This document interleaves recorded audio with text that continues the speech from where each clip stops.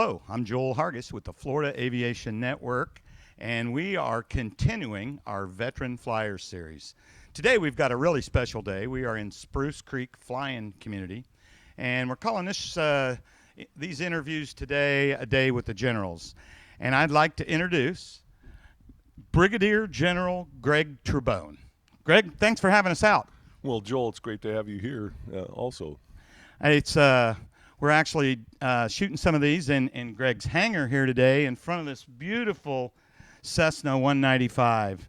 And before we go anywhere, please tell us about our backdrop, Greg. Well, the backdrop is a gift from my wife, Tracy. Last year, bought this airplane and restored it 25 years ago, made it look like it looked, but then 10 years ago we sold it, and I regretted it ever since. Last summer, we bought a Travel Air biplane, and 4 days after that, the owner of this airplane called me back and said, "Would you like it?" Bad timing. And bad timing. We were out of resources and stuff, but my lovely wife, seeing me, with my head down all week, I never even asked her. She said, "Greg, listen, we've got a resource in Nashville. I can sell that, and we'll use that money to get this airplane." So wow, she is an absolute. You better hang on to that woman. I'll tell you what. I will. And as you and I talked about earlier, ever since that time, I didn't realize that every marital argument, I'm automatically you're losing from this point forward, so right? She's winning. She's bought lifetime credits. Clemency, yeah. Awesome. Well, it's a beautiful airplane. I'd love to go for a ride in this thing someday. But we're here to talk about veteran flyers, and I know you are a veteran flyer. It's, like I say, always an honor to talk to any of you veteran flyers. So, Greg, tell me what got you interested in aviation. When did you start flying? I didn't really have a choice. My father was a private pilot. Grew up too young to be in World War II, but he loved aviation, and he always drove a very old car. He had 5 children. He's a blue-collar working man, and he always had an airplane. And since the age of 6 months old, I flew with him. First airplane ride at 6 months old in a private airplane. Yeah, 6 months old. What was he flying back then? Luscombs, Aronca Champs, PTs, stuff like that. Cool. Our family had 4-seat airplanes and then a Cessna 120. And the really neat part about it is he logged every flight I ever took with him in a logbook and wrote details in there, where we went, what we were doing. So I can look back on that now. It's a memory book. It's not part of my official logbook, but by the time I soloed, I had 675 hours of dual. And he said, "I just set the record for the slowest learner in history." But prior to soloing was his deal. 600, how many? 600? 675 hours of instruction, according to my father. Yeah. Wow. Yeah, it was pretty neat. And so when you started taking flight lessons when you were, 16? Well, my dad wasn't a CFI, but he really taught me. He didn't want to turn me loose with his airplane with a CFI. He thought they would allow me to be rougher on the airplane than he wanted. So he got me up to where I could basically get to solo, and then put me in with a World War II civil pilot training instructor, and he wanted me to learn on a grass strip with no radio and a tail airplane. Okay. And I didn't want to, because you learn slower, it's harder. But now I look back and I'm extremely thankful for that. Got the fundamentals down. Yeah, it really was good. And so it's obvious then what you didn't really have a choice. You had to be interested in aviation, didn't you? But you had to love that, right? You're so lucky. I wish I've got a. I'll tell you, and you know this, and everybody that's watching knows this. It's such a blessing to be able to enjoy sport and recreational aviation in our country. Unparalleled.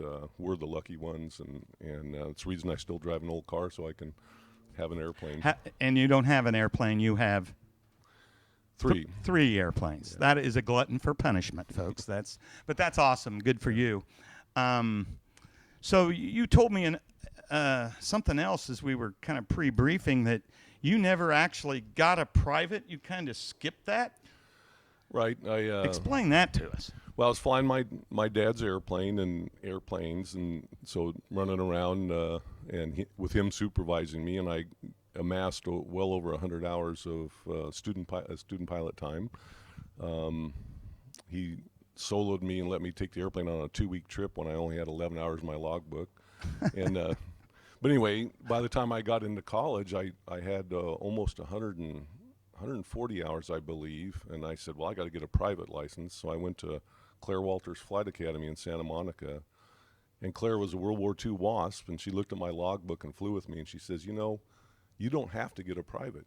You can go right to commercial. At the time, it was a VFR commercial rating. Wow. And my first check ride was a commercial license. I've never heard anybody doing that before. That's pretty amazing. Well, she also thought I couldn't pass 2 check rides in once, together. So, we had to choose private or commercial. Took the big one, yeah. Yeah, take the other one. A little more maneuvers and things, but yeah.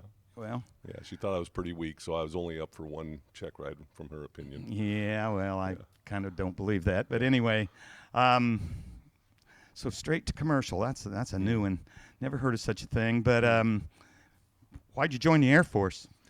Well, like the other gentleman you've talked to, flying was in my heart and in my blood, and I wanted to fly jets. And when I was in high school, I looked around, who's flying jets? How do you get to do that? And I wasn't from a military family, so I'm the first member of my family to serve. And my dad made me aware that the Air Force had a program called ROTC, and I applied for that, got a college scholarship, and nice. Made it through that way. And so chose the Air Force because they fly more planes. I had a Navy scholarship too, but I did choose the Air Force because it's the Air Force. All right. That Navy's a little tougher duty anyway. Yeah. It is. So that's great. And so you started your Air Force flight training. What'd they start you in? Well, the same as everybody at that time, T-37s and T-38s. It was funny for me. I had almost 2,000 hours by the time I went to flight school, and wow, that's a lot of time. To hear the other pilot candidates from the Air Force Academy, we'd get in the T-37, and they'd be kind of talking down about it. This thing's just a dog whistle, not a very well performing airplane. I'm going, wait a second, we're climbing out at 200 knots. I'd never even, cruised or descended at 200 knots. Yeah, that's a far cry from a Luscombe. Yeah, so it was quite a bit different experience for me, and I think I had a degree of appreciation maybe that others don't, because I grew up and paid my way through all those hours couldn't hurt. Yeah, I mean, flight training. So were you? I think you told me you were near the top of your class, maybe too high. Yeah, I was. But let me ask. But before you go there, I got to ask you about the T-38, because I ask everybody about the T-38. Yeah. What was your opinion of that airplane? Because that is like the sexiest, one of the sexiest airplanes out there. But as a trainer, what a treat. So tell me about that. Well, as a couple things. If you're a 20-year-old and you've started out in general aviation, and then they hand you the keys to a T-38 and tell you to disappear for an hour and a half and not kill yourself by yourself, it's a pretty remarkable thing. It's a neat airplane. From brake release to the end of the runway, you're going to be doing 300 knots or so. A loop is about a 10,000-foot maneuver, pulling 5 Gs. And I think what general aviation pilots would really appreciate about it is the final turn with flaps down. So the base to final turn, you're in a light buffet. And you pitch out. When you come over the field, you pitch out, and you pitch out to a buffet, stall buffet, and you feel the wing buffeting like that. But the final turn. And how many knots is that she's buffeting? Probably the final turn was probably 175 knots. Now it's not the same as a buffet in a conventional wing aircraft. It's talking to you. So light, medium, heavy. Heavy's, you relax back pressure. But as a general aviation pilot, that took some getting used to. And when they took us up on our supersonic ride, go up to 40-some thousand feet, go supersonic, and then they'd have you pitch out and pull to the buffet to make you realize that even though you're 40,000 feet and you're going supersonic, the wing itself it'll still stall. Is only feeling about 200 knots worth of effective air or something like that. But it was pretty cool, Yeah.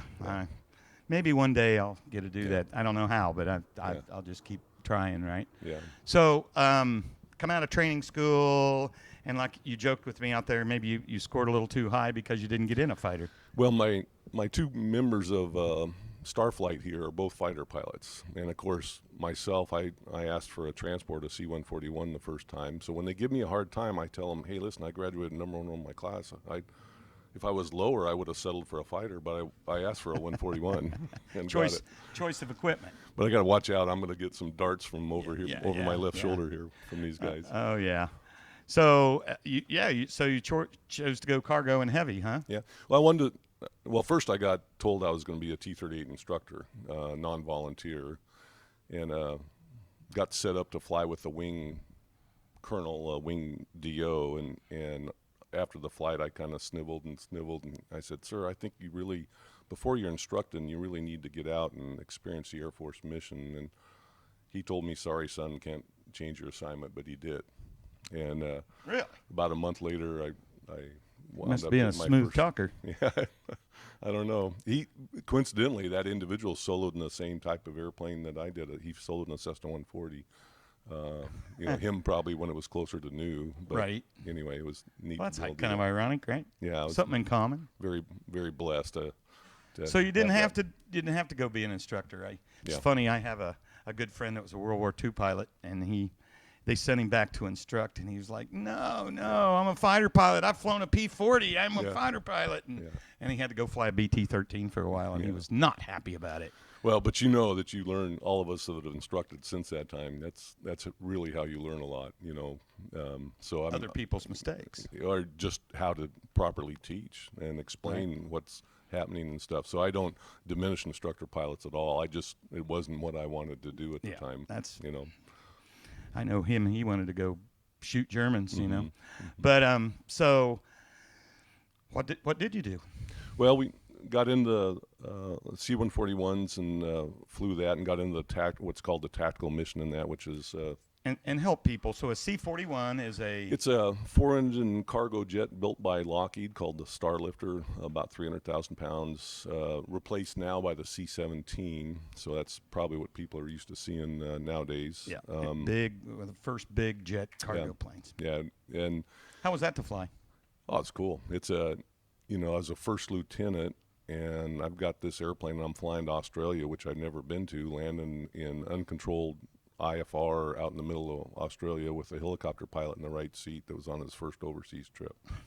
So, the level of responsibility that we get in the military, if you grow up in general aviation, in the military at equivalent number of flight hours, you're going to be doing a heck of a lot more than you'd ever be allowed to do in the civilian aviation world. But we make that possible with exceptional training and exceptional standardization and oversight. Oh, for sure. Yeah. No doubt about it.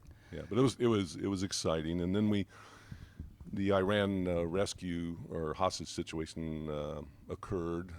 First rescue attempt failed, and then they formed up an organization to go back a second time. That's how I got pulled into that in the 141 at the time, doing blacked out landings.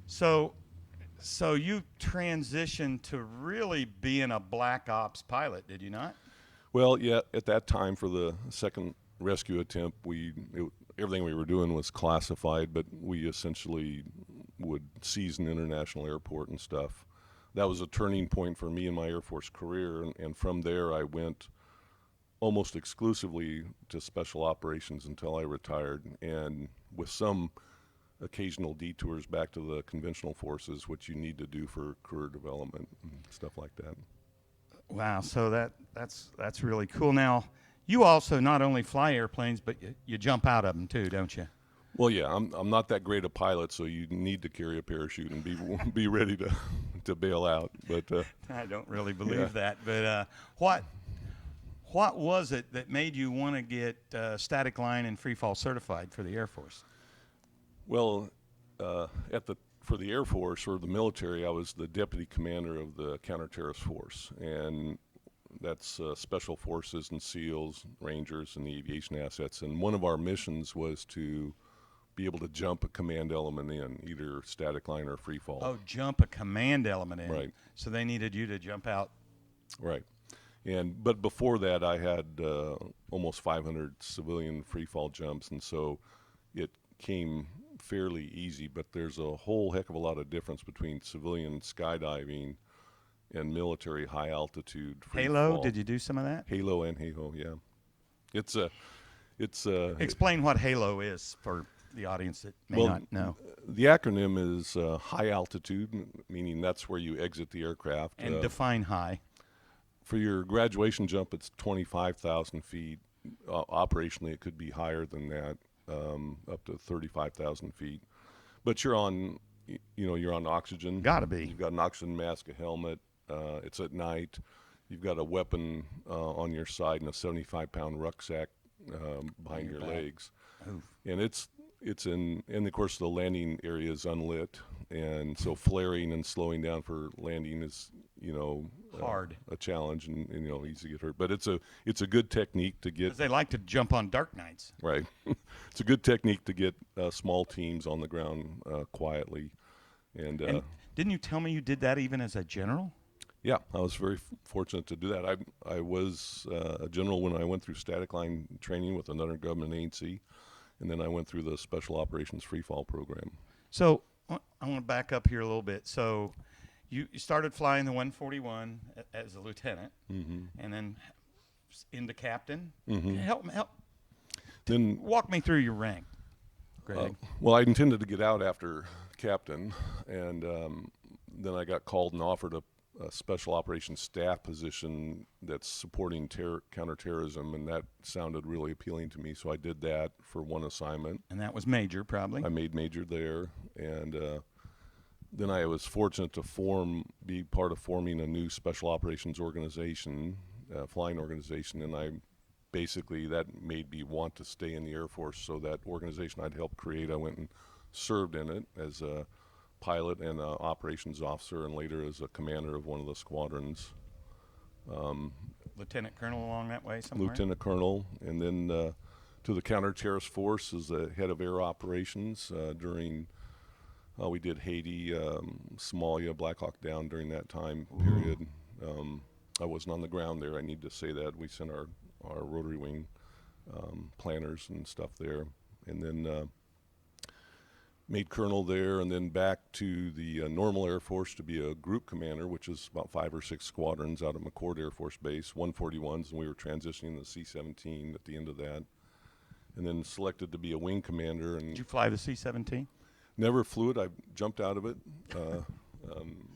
which that's so funny. Never flew it, jumped out of it. It's pretty cool to go running from the front of the cargo compartment, just hauling just ass, jump right out the back. Out the back. That's pretty cool. But and then was a wing commander down at Howard Air Force Base in Panama. It's a composite wing that did counter-drug activities, air surveillance, transportation, kind of all different kinds of airplanes down there. Fly for the CIA a little bit? No, I never did.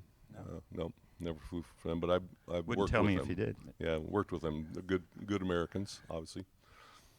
So, man, I flying all that special forces stuff.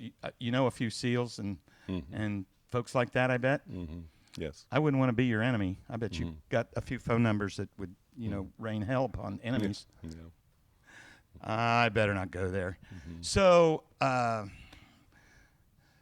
I understand it, when did you retire? What made you retire? When did you get your star, and then what made you decide to hang that up?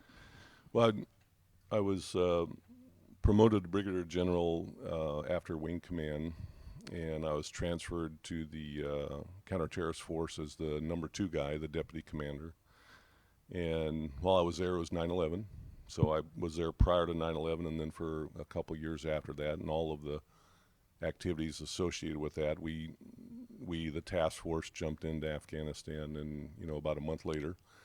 And so that's funny because I just interviewed General Van Sickle, and he was in NORAD during that time. Same time. And you guys ever talk to each other? Oh no. Well, on the day of impact, we had a business jet aircraft assigned to me because I happened to be on alert. And the boss was overseas, and we were up in the Washington Capital region, and we flew back to our home base as the only aircraft in the air. Other than maybe Air Force One. And Dutch had to approve it because we didn't launch immediately. We took time because I had to get back to our headquarters because And that was where? In North Carolina. Okay. Yeah. All right. And then went over and did a command tour on the ground in Afghanistan of a Special Operations Task Force, and did that for a few months. And then I got promoted to a new position, which was the commander of Special Operations Command for the Pacific region, which is Army, Navy, Air Force for the 43 nation area that basically starts at Pakistan, comes back to the west coast of the United States. And there I got promoted to And two-star. that's not CENTCOM, that's PACOM. PACOM. Now it's called, I think, PACOM. U.S. Indo-China Command. They've changed the name. But there I was promoted to two-star and Oh, you were? offered a staff position. I didn't realize you were two-star. Yeah. I Well, thought you were a brigadier. no, I turned it down. Oh, you turned it down. They got Didn't want to hitch or what? well. It was I had been operational doing the things that I just described, and I could tell I was going to be a staff guy for the next 4 years. And I was tired. I was burned out. Didn't want to fly a desk. We had a lot of stuff that we were doing, and I felt like unless I was directly involved in the war on terrorism, I wanted to get out and be a normal citizen. I got you. So we turned it down and retired as a one-star. Okay. It's quite an achievement. Yeah, well, lucky, and surprised me and my entire family. So that we made it that far in our military career never was a plan. So I know you're still busy after the Air Force. What do you do these days? Well, first off, my wife's here, so we have 6 children, and the youngest wow. youngest is 19. And Army. So you don't even have them out of college yet. Correct. Army ROTC cadet.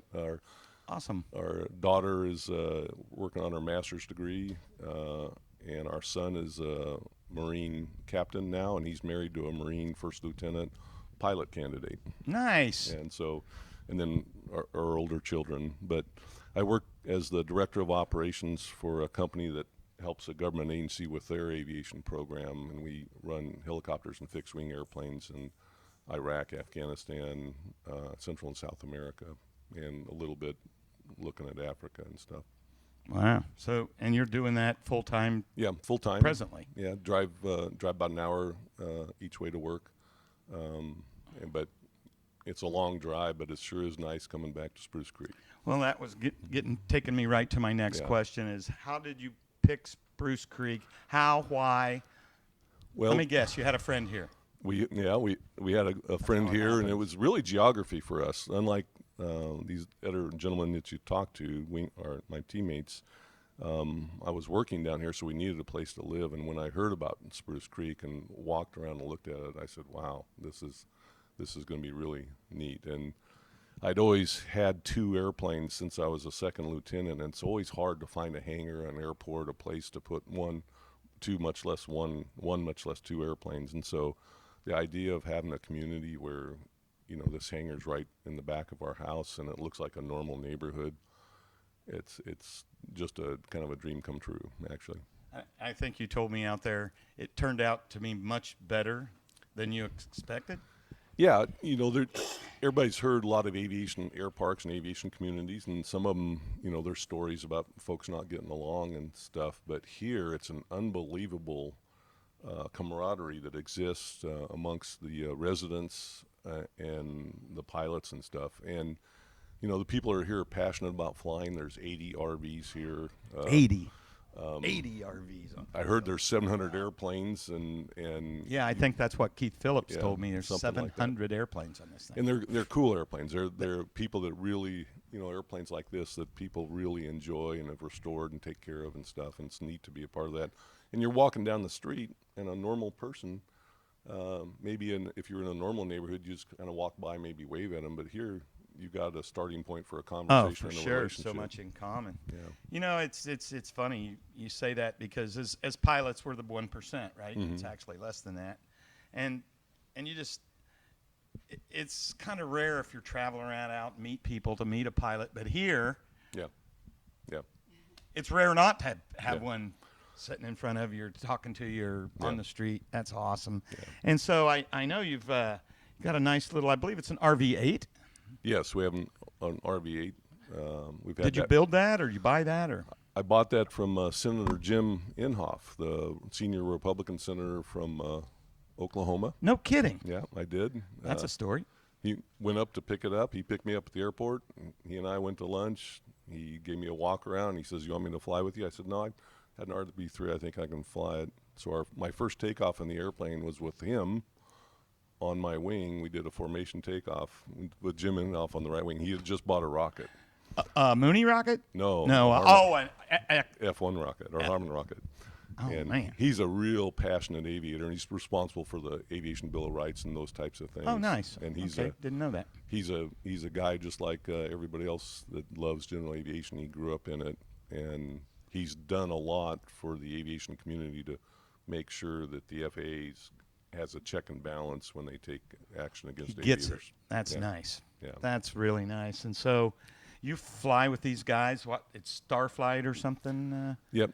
Well, Starflight is when the 3 retired general officers, which is unusual because I would challenge to find 3 retired Navy admirals that could, Go out and fly formation, aerobatics? Have the interest that we have in the airplanes and stuff, because for all of us, we feel blessed because when we were flying as generals, we always had a seeing-eye captain that went with us to keep us, for the most part, keep us safe. And now it's, we're by ourselves, and we didn't do anything terrible, and stuff like that. Geez, that's funny. I think you're way underrating yourselves. I'm sure you guys can fly as good or better than. Well, Dutch and Jay are exceptional aviators and sticks, and there's a confidence. We've gone through similar training. There's a confidence when the 3 of us are flying together that when you're flying close formation, you can relax a little bit more and trust that the person that you're flying with knows what they're doing. Yeah, keep that mic up there because I don't want to lose you as we get near the end here.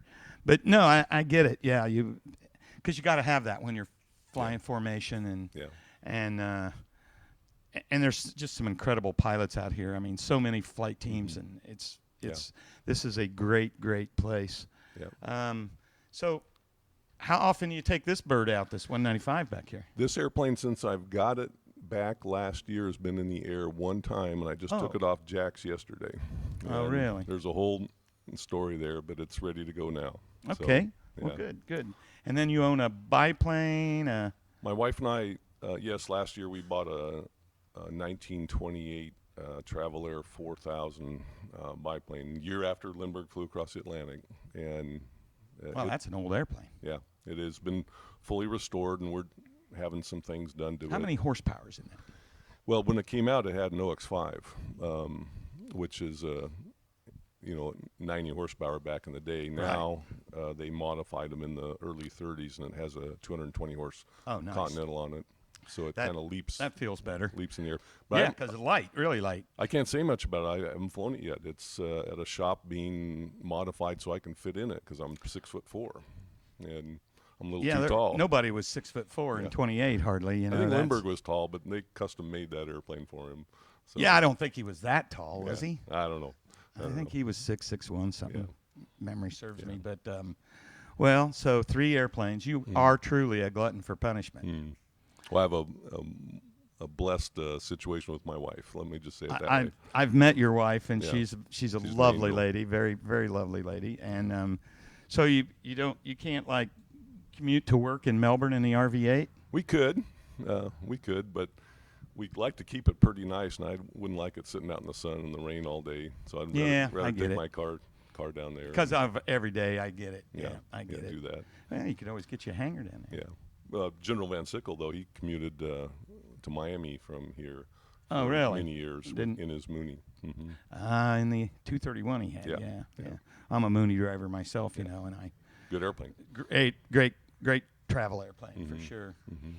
So, well, Greg, thanks for taking some time with us, sir. I mean, it's just an incredible honor to sit down with you guys and everything you've done for the country and your service. What a great group of guys. You got a beautiful home and hangar, and I could sit here and talk to you all afternoon. I really could. It's a really, really great story. Well, thank you. And there is one thing I'd like to share with the audience at the end of it. This is about veterans and veterans aviators and stuff, but you've talked to 2 other generals, and it's odd for me that people come up to us and say, thank you for your service, because at this point in our life, we know that we were the lucky ones. We were the ones that were blessed to be able to serve our country and do things that just make you feel good about what you're doing professionally and stuff. So it was my great privilege and honor to serve our country, and didn't start out thinking that way, but as time goes by, it becomes a part of you. And so thank you all for paying taxes and supporting our military. Well, I tell you, you all each had incredible stories in their own right, and they all have a chapter in history. I mean, literally history of our country, and certainly aviation. And but I know I speak for everybody, and thank you for your service. Oh, you're welcome. Thanks everybody for watching. I am Joel Hargis with the Florida Aviation Network, continuing our series on veteran flyers out here at beautiful Spruce Creek today. Please stay tuned. We'll have more shows for you soon.